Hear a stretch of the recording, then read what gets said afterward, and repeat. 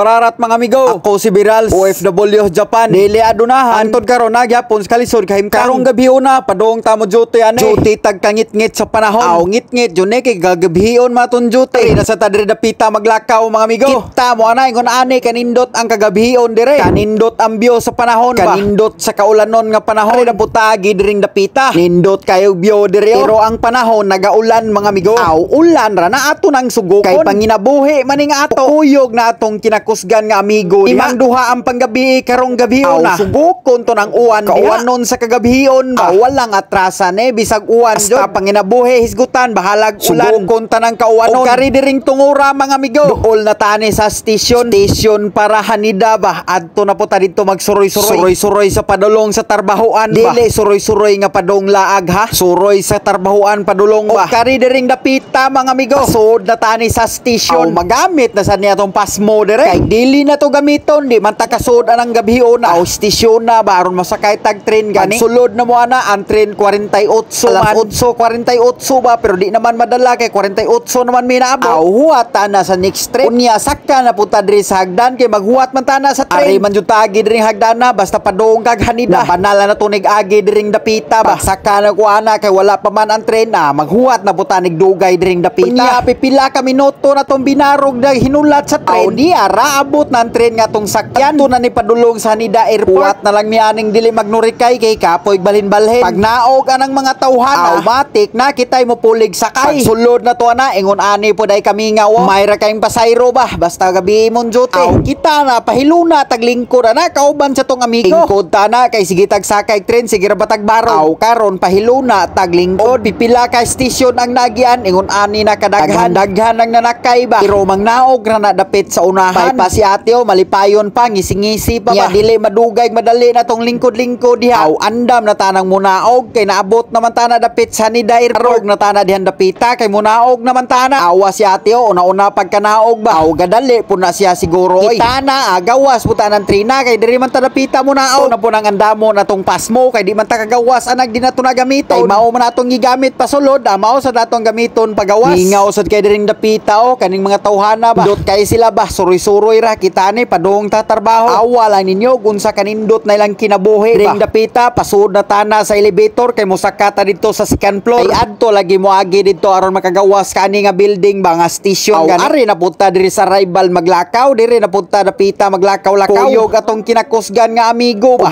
Ubay pod karon siguro ang arrival kay daghan-daghan man tao diring dapita. Taana agi ra ta dihan dapita kay diha man tang mag-agian kay padulong man tana sa tarbahuan sa ginba gani. Niya dili madugay madali nakagawas na daw taaning building nga di ay. Paglakaw na sa tani nga mangit-ngit nga panahon ba padulong sa tarbahuan.